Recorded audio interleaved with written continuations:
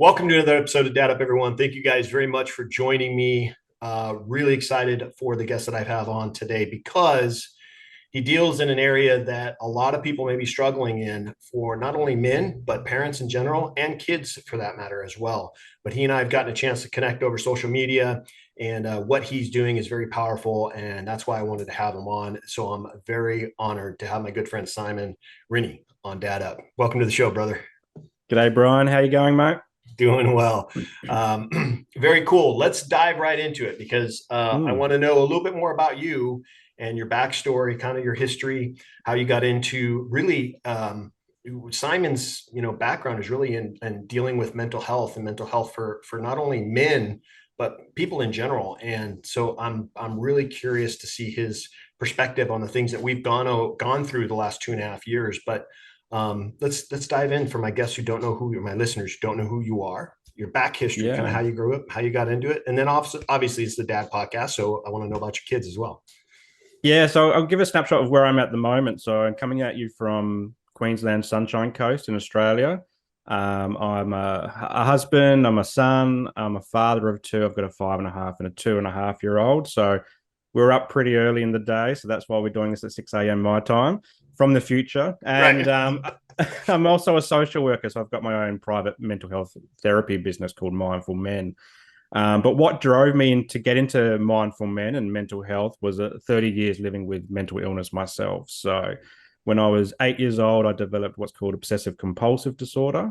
And I've lived with that, I'm 39 now. So I've lived with that since I was 8 years old. And then I've had bouts of really bad depression over the years, anxiety as well. And I even experienced burnout in 2020 as well. So I've lived mental illness for most of my life, but growing up where I grew up was the northern suburbs of a place called Adelaide in South Australia. And this was in a time, the 80s and 90s, so before smartphones, before Facebook and all the social medias and all that type of stuff. And my worldview about how I was to show up as a boy and then to ultimately become a man was, I guess, defined by the people around me. And so I grew up with three brothers in the household. I was the third brother in line, and my dad as well. And we were very sports orientated family. So we played Australian rules football. So I'm not sure if you're familiar with that over there, but it's the sport where we run around a big oval and hit each other from all sorts of angles, and there's no padding, and it's pretty brutal actually. And we were really good at football. Like, we grew up with dad who was really focused on us doing well. And when we went to training and we went to games, we weren't to muck around. It was, focus on what we were doing. And we also in the summer did track and field as well, so athletics, and he was very much the similar there. But and so I was around a lot of guys all the time, and then even like when we come home and watch TV, we'd be watching football and masculine things. I loved my wrestling back then, my WWE and WWF and all those types of things. Me and my little brother were right into that.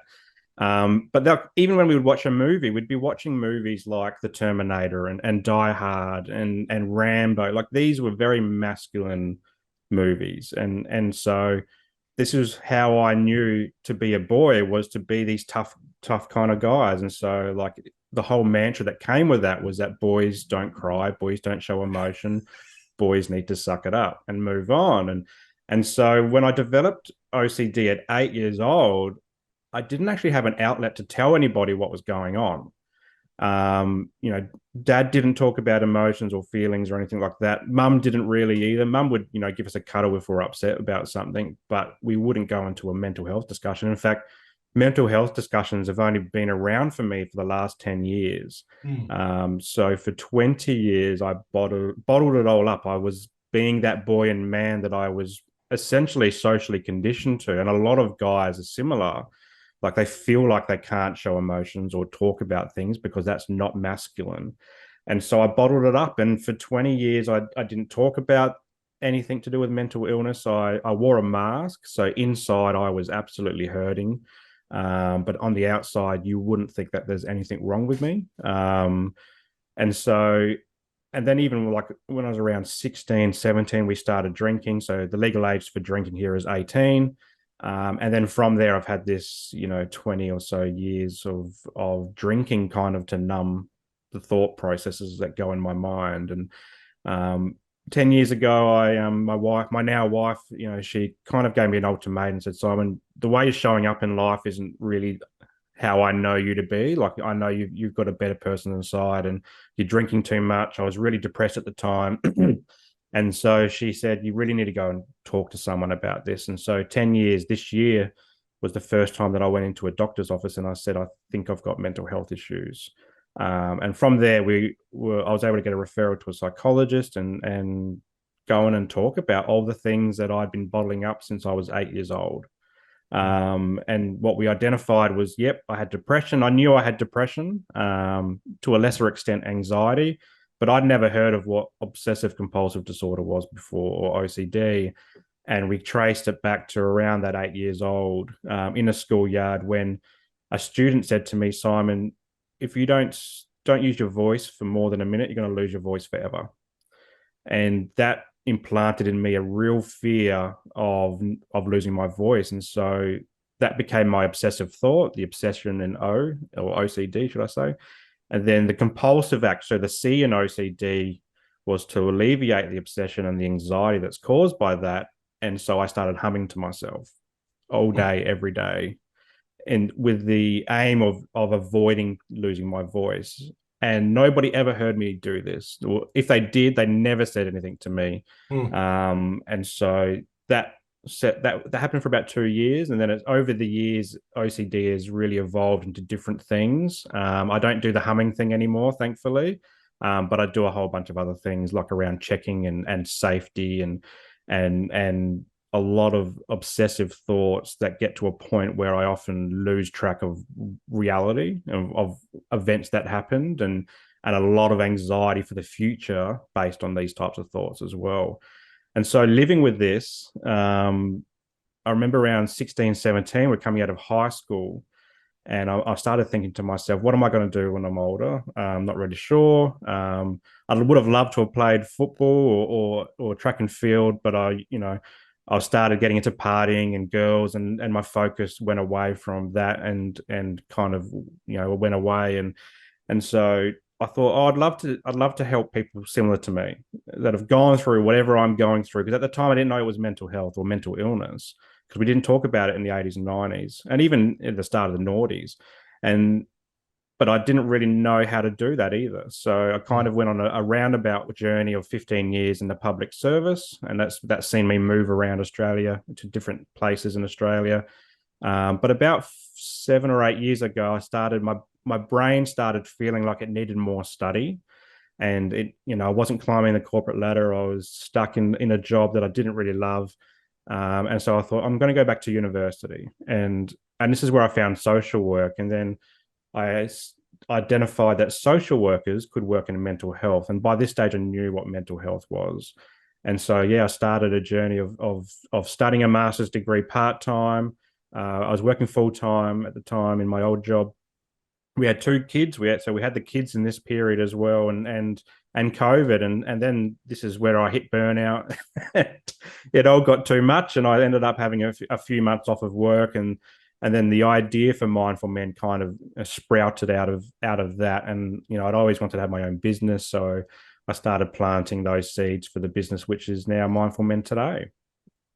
Oh wow, that's an incredible journey, an incredible story. Obviously, you have two kids now. How old? What are their ages? 2.5, or she's almost 16, and 5.5, and he's almost 32. So Right. yeah, we're in that early stages, and there's a lot of attitude and some funny stuff happening in our household at the moment. So Yeah, that's cool. We're going to get into all that, but I kind of want to back up a little bit because yeah. unpack a little bit of stuff there that you talked about. You're talking about being a young boy and really not really sure what is going on inside your mind or inside your head. Um, is any of it attributed to? Let me start with saying this. I find that in talking to men that have issues when it deals with mental health, a lot of it stems from how they're raised, the things that they went through as a young child.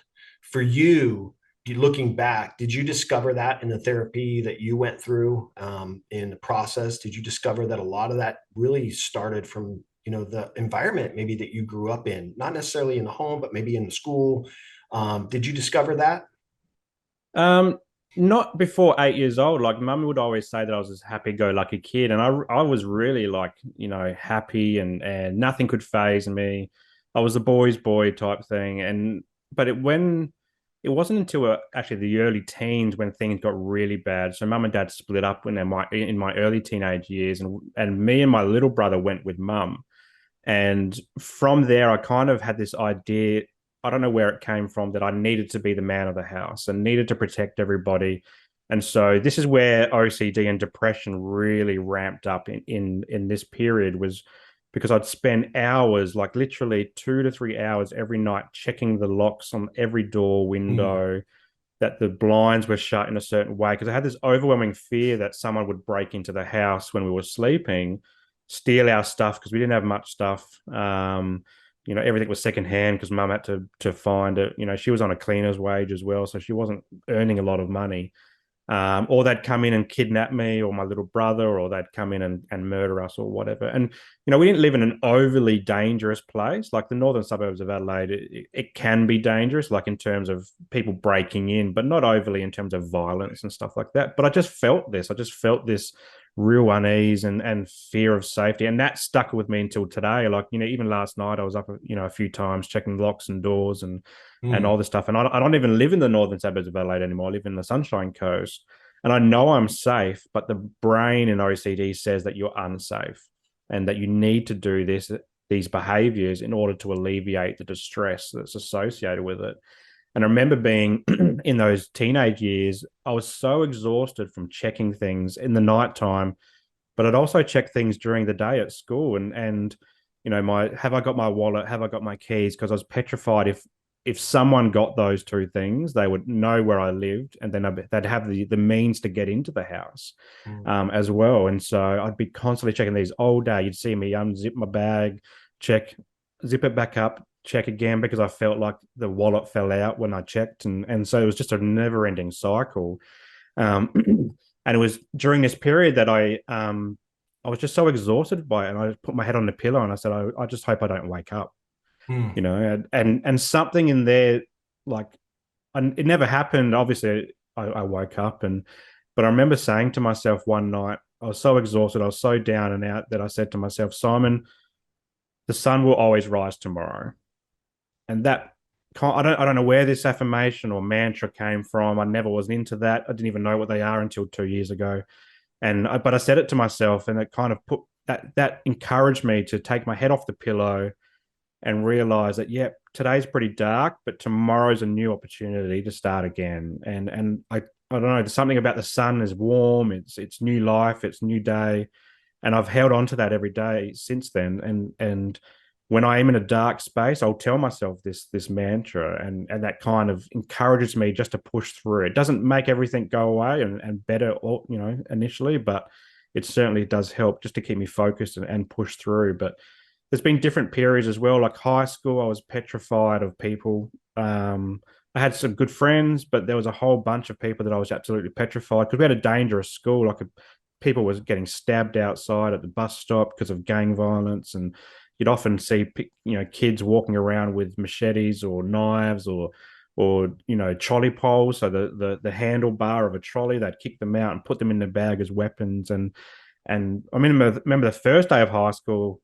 On my very first day, I was like excited. I'm coming into high school now, and walked in and I saw a kid get his nose broken and another girl get her head smashed against a brick wall. And I'm just like, I'd been sheltered Wow. from all of that. And I'm like, Wow. and I think that just really, really drove in the insecurities that I was already feeling with the OCD. But then, like, to the point where I almost walked around school with my head down because I just didn't want to make eye contact with someone who could potentially just beat me up for no reason. And I never got beat up, but I spent years petrified of the other kids in the school and even other kids on bus stops, bus stations, even in university. Like, it was just horrendous. And it's only more recently that that's kind of calmed down because I'm a dad now, and I'm not in any environments where I'm like that. But even in walking through the shops, if I see someone who reminds me of someone back in school or uni,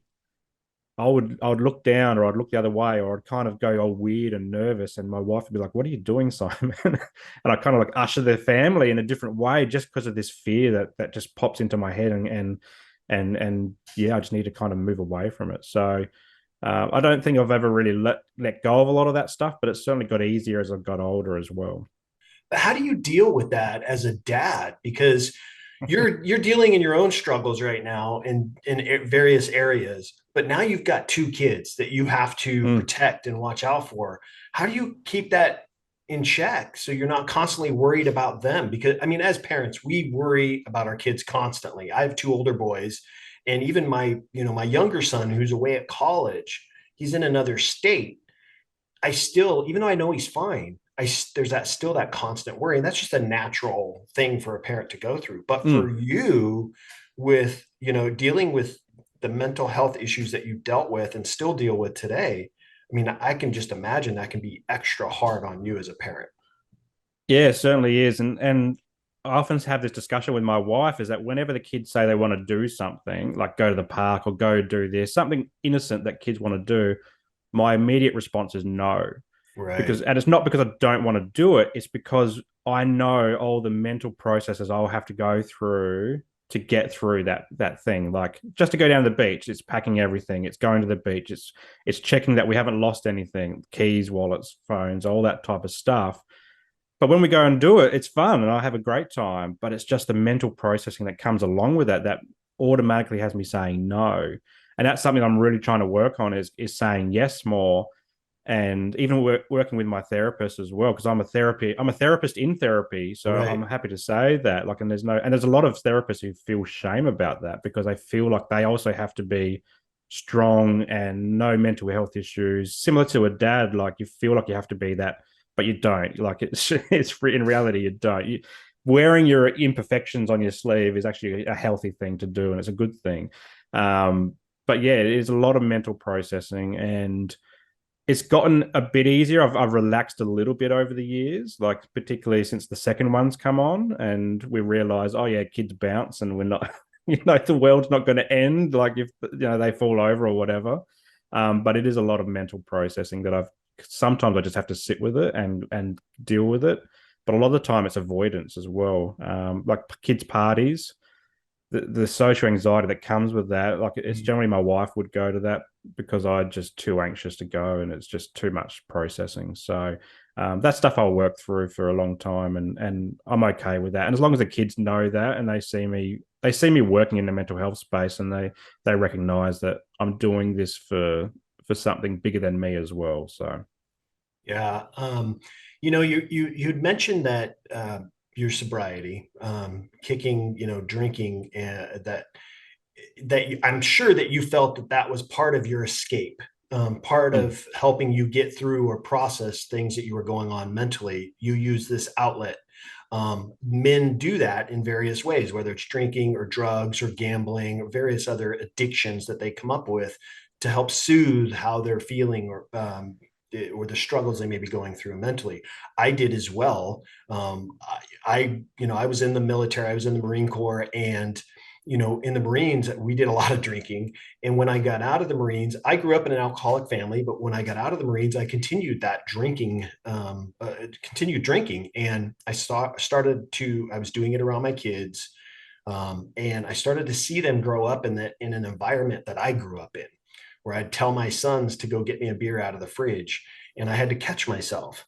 Now, it was something that my wife and I had talked about. She had recognized my drinking issues and brought it up to me several times. I tried to deny it, or I tried to kind of say it's okay, I don't have a problem. But I realized that it was impacting my family. And that's why I elected to stop. And September was 13 years that I haven't had a drink. And I did that because of my family. However, I found that my drinking was masking other issues that I had as a child, that I grew up with, that I still carry, that I still have to deal with. Um, for you, getting past that, I know when you're talking to other men that may be struggling in those areas, what's the first step? Because as you said earlier, just wearing your emotions on your sleeve is okay. That's a huge step. It's similar to our addictions. when we admit, yes, I have an issue that I need to fix, that's a massive step that you can take. And that's the right step to go, or right step to take. So talk to me a little bit about that and that process for a man that may be struggling in various addictions to try to mask something that he may be feeling internally. Yeah, so this is something I still struggle with. So I actually hadn't had a drink since just before AFL Grand Final this year. So that's mid-September, and for years it's been a process that I've gone through. Like when I first started drinking, it was all about partying and socialization. It was about fitting in, and people would say, Simon, when you drink, you're hilarious. And so I've kind of held on to that since I was 16 and 17, and what fuels that in Australia is that we have a huge drinking culture. Like it's beer, and particularly beer is all over the TV. It's all over our sport advertisements. It's on our I love football, so you see it on football jerseys and all this type of thing. And so you can't really get away from it. And even when you go to the pub or you catch up with your mates, if you're not drinking, it's really awkward discussions. It's like, oh, just have one, or just have one, just have one. And it's almost like peer pressure to the point we go, okay, I'll have a drink and we'll get through it. And, but, like similar to what you were describing, like I remember, like with my kids so young, and even at the start of this year, trying to get my business up and running, like I was a bit stressed and trying to transition from my old job. And I was drinking Tuesday nights, Wednesday nights, Thursday nights, and it used to just be a weekend thing. So I'm starting to recognize, okay, I'm drinking more on nights that I don't usually drink as well. And even the kids started talking about beer, and they weren't saying, oh, I'm going to go get you a beer or anything like that, Dad. But like my son would be like, oh, beer, beer. Like, and my daughter would copy him because she's in that age where Right. she's copying everything he says. And I'm starting to think, okay, this is not sitting right with me, them talking about beer when there's so many other things that a 5-year-old and a 2-year-old can talk about. And so that kind of prompted me in September this year to kind of put down the drink and say, okay, I'm just going to have a period of time because obviously other people are noticing, my kids are noticing. And so I haven't, and I went through AFL Grand Final day, and I mentioned that because every year since I was 16, I've drank a lot of beer on AFL Grand Final day. It's kind of like the Super Bowl day for Australians. And so it is a day of sitting in the TV, drinking, probably drink upwards around, I don't know, 12 plus beers, Wow. eating hot dogs or burgers or all that type of stuff. And so for me, like it was really anxiety provoking this year to come to grand final day and not be drinking. And it just happened to be that we caught up with another family down on the Gold Coast, and they're not huge drinkers, and I could get through it. And the game was pretty rubbish as well. So the game was over within 10 minutes. The Geelong had kicked so many goals that the other team wasn't going to come back. So I was like, okay, game's not worthwhile watching anyway for the next 2 hours. So we went and did some swimming with the kids. So it was a great diversion. And so these are all what, self-reflective moments, like the kids recognizing it, me recognizing that I'm stressed and drinking on different nights. And they're the same things that I talk to with the guys that I work with. I often say, are you drinking too much at the moment when we start? And they'll tell me what they're drinking. And okay. Is this on a normal process for you? Do you usually just drink on the weekends, or are you drinking weekdays? Are other people noticing? Your partner, your friends, your kids, are they noticing these things? And we can start to reflect on that, because once I find that we can reflect inwards, and it's those moments where we recognize in ourselves that we're doing things that we don't really want to be doing. They're the moments that we can start to change behaviors and change thought patterns as well. And so for me, for example, that was 10 years ago, recognizing in myself, yeah, I do need to go and speak to a doctor about my mental health issues. Even though my wife kind of gave me the ultimatum, I was at that point where I go, yeah, she's right. I'm not deflecting this anymore. I'm not pretending like it doesn't exist anymore. She's right, and I need to do something. So it's the same with the kids. Me on the couch in the start of this year, it was me reflecting, going, okay, this is not right. The kids saying that what they're saying, and me drinking on different nights is not the same. And it's the same with the guys that I work with as well. When they recognize that, yeah, they're not showing up the way that they do, that's when we can start to really, go at it, go, why are we drinking? Is it stress? Are you stressed at work? We've had COVID as well. We talked a bit about COVID off air, and COVID, for 2 years has really thrown things in the works. Like in Australia, we had months and months and months of lockdown. So the first time we had a lockdown in Queensland, it was 5 to 6 months. So we couldn't leave the house. We can go about 5Ks from the house, and we can walk around the local area. But we go to the shops to get some groceries, but that was pretty much it. And so we were working from home. The kids were home from daycare at the time and school. Um, we were parenting. I'd walk out of this very room and out there into straight into parenting mode. And so when you couple things that like COVID over and over again, and then we'd come out of lockdown and we'd go back into lockdown, and the 24/7 news cycles, it all got too much for a lot of people. And we're seeing a huge mental health spike coming out of COVID or even in COVID. You know, the people that live in Victoria and here in Australia, they've been on, I think, the longest lockdown in the world.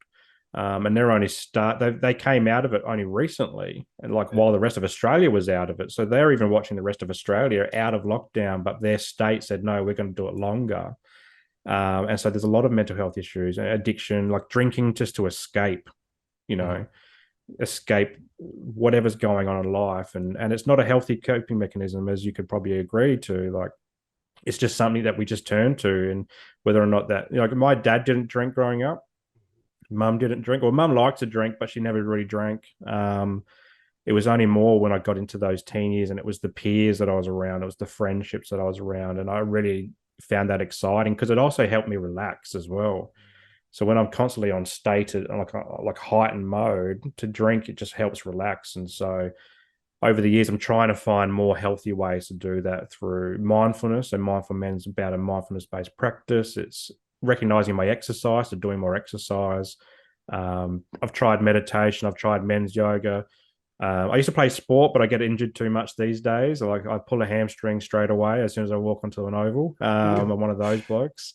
So I'm trying to do other things, even just being present with the kids and going for bike rides and stuff like that, trying to focus more on that type of stuff and less on the things that I've used for years, like drinking, to cope.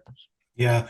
I'm glad you brought that up when we're talking about your kids, because I do want to kind of segue into that with, and I want to kind of, mirror it with the mental health challenges that you're going through.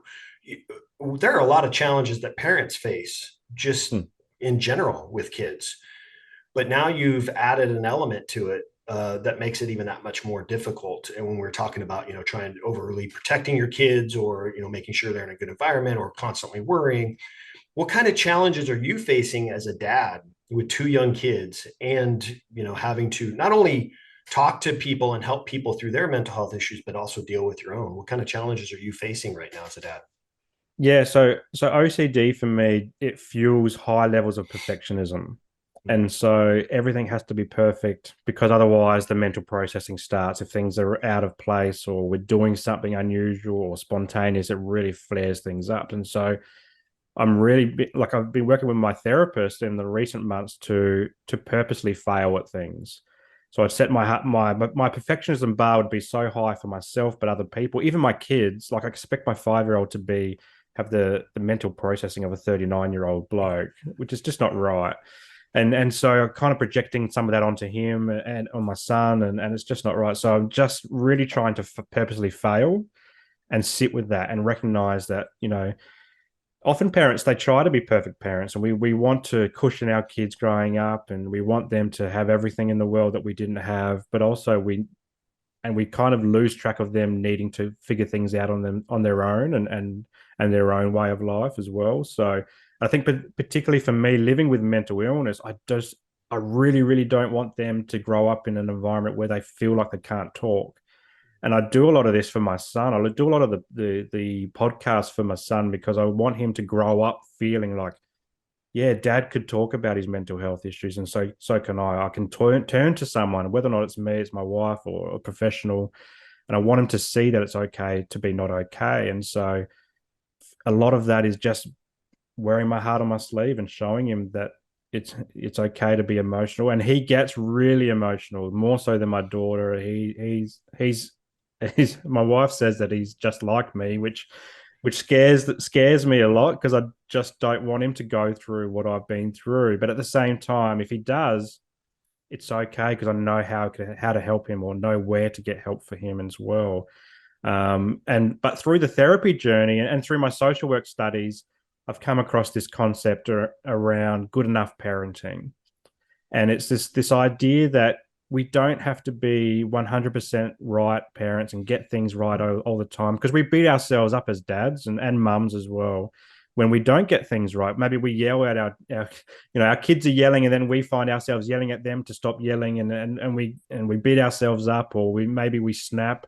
We come home from work and they want to play with us, but we're focused on other things and we snap at them, and we get, we feel guilty and shame about that type of stuff. And I think the idea around good enough parenting is that you only have to get it right maybe a third of the time, and your kids will still grow up healthy, happy, and feel loved and all this type of stuff. And I think by reflecting on that and going, okay, yeah, I don't have to be a perfect parent, because perfectionism doesn't exist.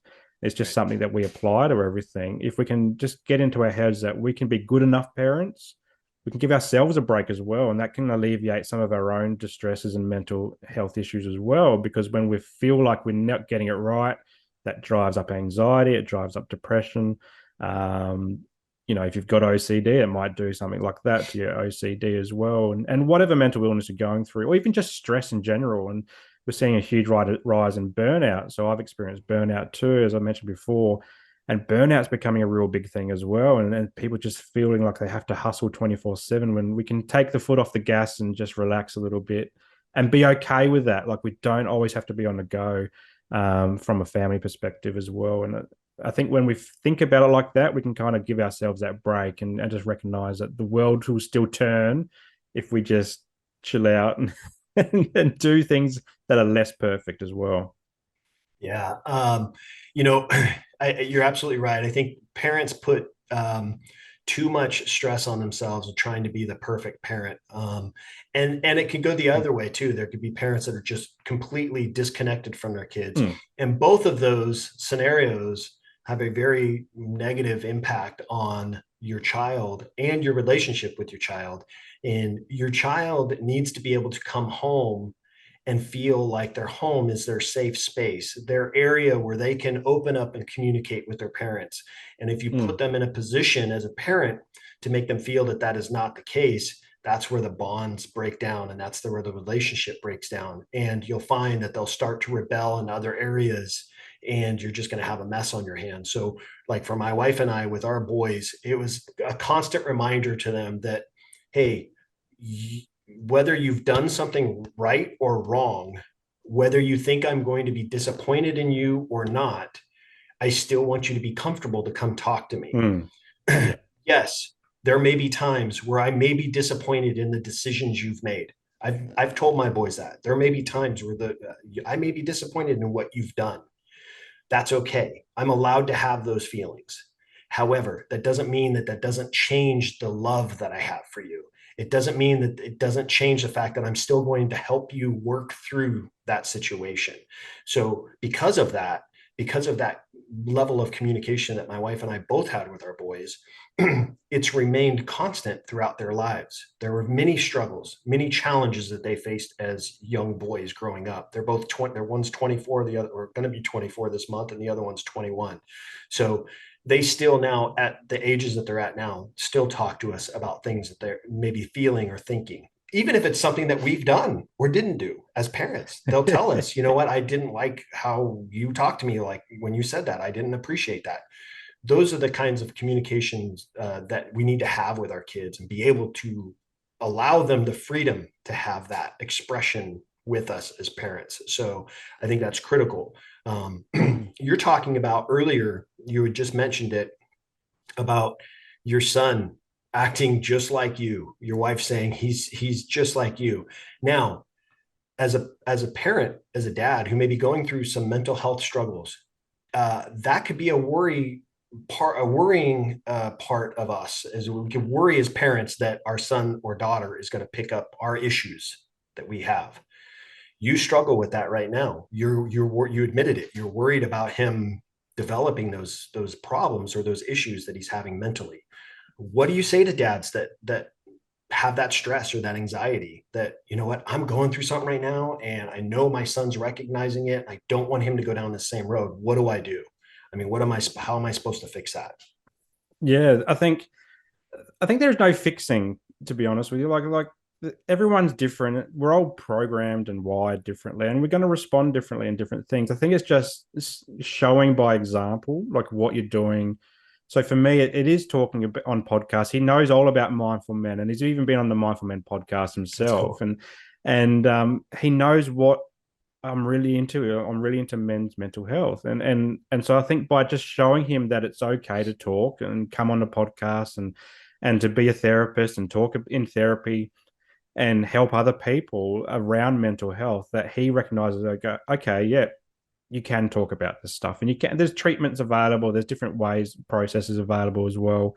I think for me, in the mental health, thinking about mental health in a parenting perspective, I often, I'm that no guy. I'm the glass half, half empty type of guy, and often I find myself trying, and I had a guest on my podcast, Rinne, who deals a lot with anger. He's an ex-therapist and teacher, and he said this amazing quote to me. He said, "We teach in unteachable moments." Mm. And so often, like when we might be prone to stress or prone to anxiety. So someone like me who, when the kids act up, I act up really quickly. I have a very short fuse, and then so the kids get upset and they're screaming at something, and then I'm trying to teach them, no, you don't do that, you don't do this, and then trying to discipline them when they're in a position where they can't even put two words together. That's that unteachable moment. And so for me, a lot of it more recently is recognizing, okay, yeah, I've got a bit of a shorter fuse than my wife does, perhaps. And so when my kids are really upset, particularly Gus, like it's just waiting for that moment when things calm, then we can have the discussion around what happened, what was the behavior, how do we act next time, and so forth. And so that for me is something that I need to recognize as a dad in myself, that of the way that I'm programmed and how then I communicate that to my son and my daughter as well. And so it's just sitting back sometimes. It's just sitting with my own anxieties and things that need to be perfect, and the kids need to be calm, because that's the perfectionism thing there, that the kids need to be calm and quiet and all that type of stuff. And just sitting with my own anxiety there. And a lot of mental health stuff is, we talk in, particularly in the mindfulness space, we talk around sitting with it. And so we're triggered. So I'm triggered by the kids going crazy in the house, and that's triggering me. And I want them to be quiet and calm because that's perfectionism for me. But I've got to sit there and I go, okay, yep, I'm getting triggered. I'm not going to react. I'm not going to go in there and try and solve everything. I'm not going to go in there and start yelling. And then I'm going to come calm down, and then the kids will be calm. And then I can say to Gus, particularly because Pippa's not really at that point where she can have those deep and meaningfuls. I can say to Gus, okay, what was going on there, mate? Like, why were you upset? How can we do things differently next time? And then he can help do that. He can do that critical reflection on himself with my help, and working on it through things like that. So yeah, recognizing when I'm triggered, that he's triggered, and then just sitting with it and just being okay with that. And by displaying that behavior with him, I hope that it instills in him that, yeah, that what I said before is that he can be okay. It's okay to be not okay, and that he can talk about it when things calm down, and work through it. And there's definitely different processes for different types of children as well. Like you might have a child with a disability, autism. You might have a child with ADHD, or an intellectual disability, cognitive disability. Like there's all sorts of different things that are happening in the world, and there's different processes for approaching those types of things as well. Yeah.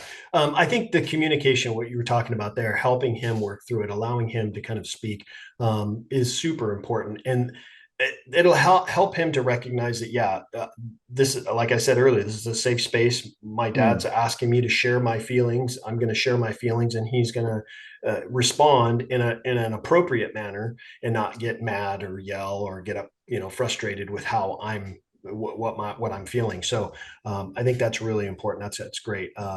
Those levels of, I mean, communication is huge. I mean, it's Mm.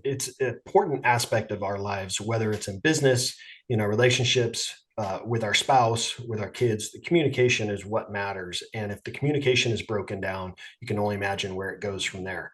Yeah. So that's really, really important.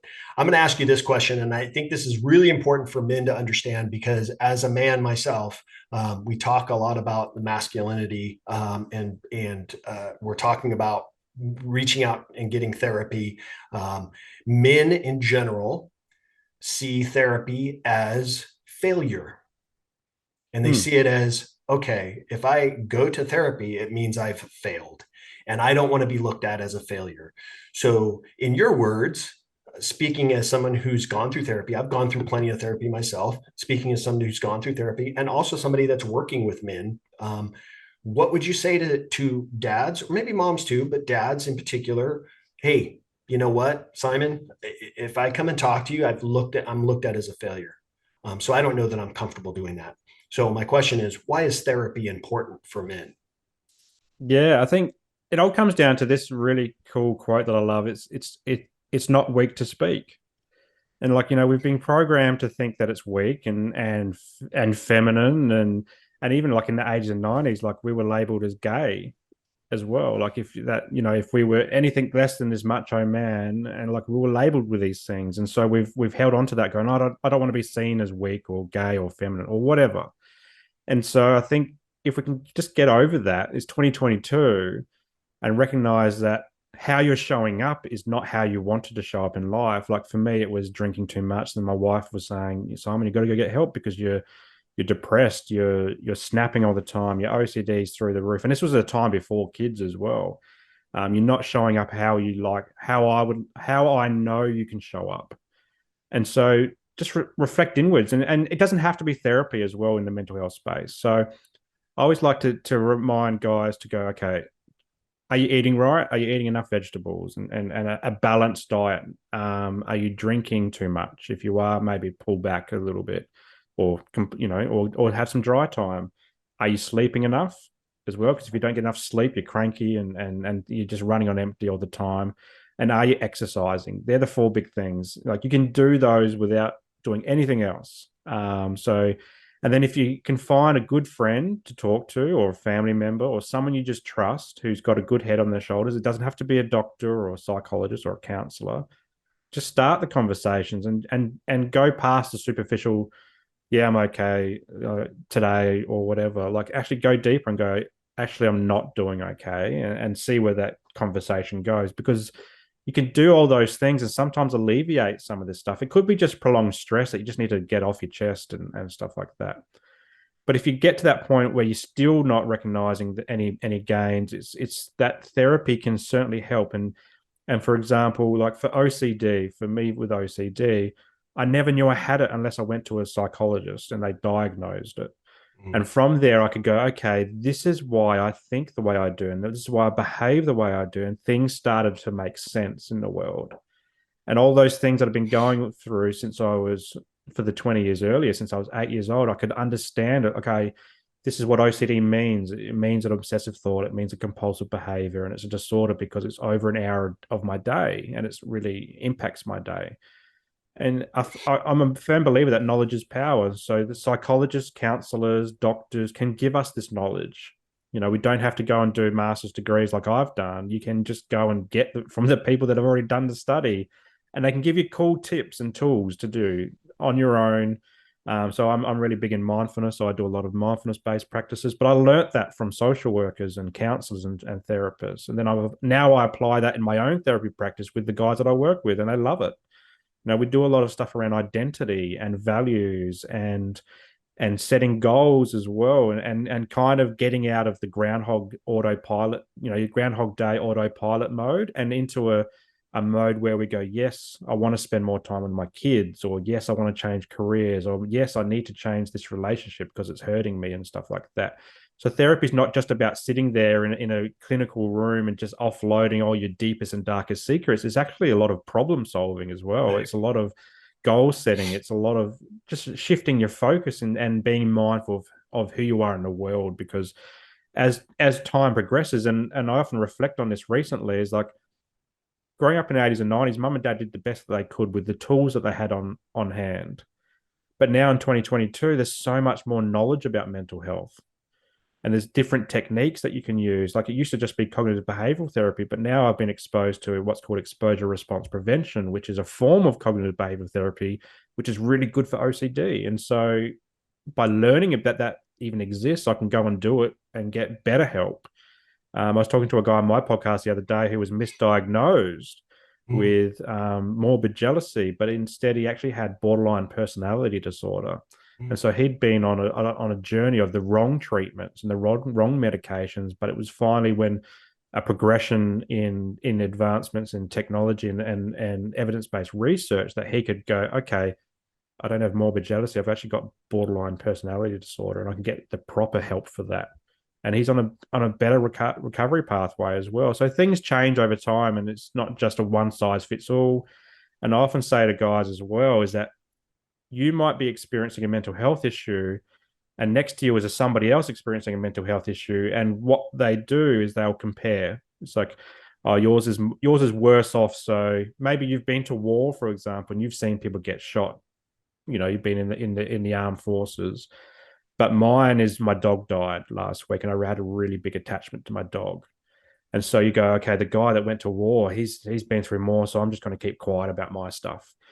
I think we need to stop comparing and go, your stuff with your dog is really important because let's talk about attachment theory with that dog. right. And the other guy, he's going through PTSD maybe and depression and all that type of stuff. So he's got a whole bunch of stuff as well. And there's no point comparing because it's like apples and bananas type thing. Right. But just get out there and talk about it, because once you do start talking about it, just life gets a lot easier, and you don't have to carry around this baggage forever, and you can just kind of let it go and give that to somebody else, like a trained therapist. Yeah. Yeah, no, I think it's right. You're talking about, all the different things that we can do before we even seek it therapy. You're talking Mm. about, eating right, exercising, looking at the habits that you've developed, all those kinds of things, and try to work through those. The other thing you talked about was, meditation or yoga, those kind of things, really good for the body and good for the mind. Those are areas that you can try before you even try therapy. But I really love the fact that you mentioned just talking to a friend or somebody that you trust. Mm. That's really important because that's a huge step. You're admitting to somebody else, another human being that you trust, in your flaws or your issues that you may be going through or things that you may be struggling with, and they can really help you get a much more clear perspective on what it is you might be feeling. So I think talking to somebody is massively important. I mean, that's really, really, really critical on that, and I highly recommend talking to somebody that's a friend or something like that. But Mm. the other thing that I like to tell my dads to do is, when you're struggling with things going on in your mind and you're really stressed out, you got a lot on your plate and things just going crazy in your head, jotting them down, journaling them. Because like you mentioned earlier in the show, you talked about keeping things bottled up. When you journal them, even just writing them down, even though no one may see that piece of paper except you, the fact that you're getting that stuff out on paper, getting it out, it's not as bottled up now. You can see what's Mm. going on just from the things you've written. So I think journaling is really, really important, and something that even therapists push clients to do is start journaling, keeping a log of what you're feeling and how things are going in your head, to help Yeah. maybe diagnose what it is that you're struggling with. So something that I didn't recognize until just the last few years. How important journaling was for people, and I encourage kids too to journal as well. So Yeah. And both journaling and talking just disempowers the thoughts, because we try to outthink it. mhm, And so by just getting it out onto paper or in just in words and talking, it just disempowers it. It just you see them for what they are. They're just words and right. thoughts and stuff like that. And you can make better sense of it. Absolutely. Yeah, I love that. Well, Simon, we've gone on for quite a while. We could probably talk for another 2 or 3 hours easily. But if my viewers, my listeners wanted to look you up, learn a little bit more about you, best place for them to do that. Yeah, so I've got the Mindful Men podcast where we talk about all this type of stuff, and I talk about dadding and all this other stuff. And I'll get you on the podcast as well, Oh, mate. I'm dying to.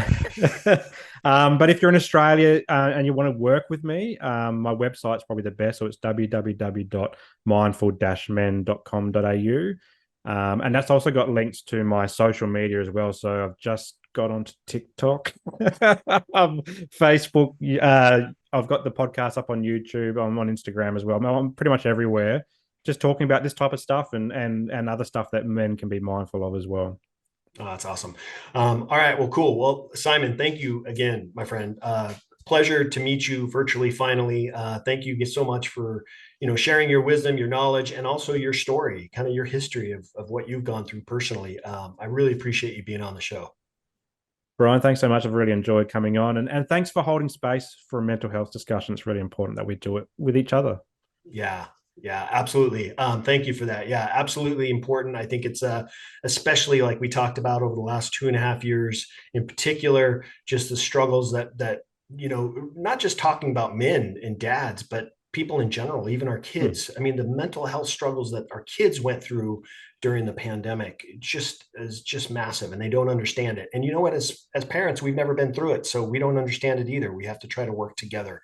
Yep. Yeah, it's been really, really an important topic, and one that has really it's really shown its face over the last couple of years. So thank you again, Simon. And listen, guys, make sure that you're checking out his website. If you have questions for him, he's very active on his social media. He'll be happy to answer those questions. But if you want to check out what he's doing, check out his podcast, please do so. There's a lot of great information on there. The guy's a very smart man. He knows what he's doing. He's gone through the things that he's teaching others. He's gone through it himself, so he knows exactly what he's talking about. So make sure you guys check out what he's doing, check out his podcast, make sure you guys are subscribing to the things that his podcast, his YouTube, all that stuff. So, and then obviously make sure you guys are subscribing to my show if you haven't as well, so you don't miss good guests like Simon on the show. Make sure you hit that bell, and that way you get the notification when the show comes out. But again, thank you to my good friend Simon, and thank you all for watching, listening, wherever you are. I really appreciate it. Mental health is a huge topic right now, and if you're struggling anything in any area of mental health, make sure you reach out to somebody, ask somebody for help, because that people are willing to help when you ask, and you won't know it unless you do. So if you want to reach out to me and talk to me about it, I'm more than willing to listen and able to listen and hear what you have to say and see if I can help you in any way. But as always, thank you guys very much for watching, listening, wherever you are. And I look forward to seeing you all on the next episode of Dad Up. Thanks so much for listening to the episode. Make sure you guys subscribe to my podcast and YouTube channel. And please do me a favor, leave a rating and a review. Would love to hear from you and see what you think of the show. Stay tuned for more exciting episodes each week. Until next time, thank you for listening to the Dad Up Podcast.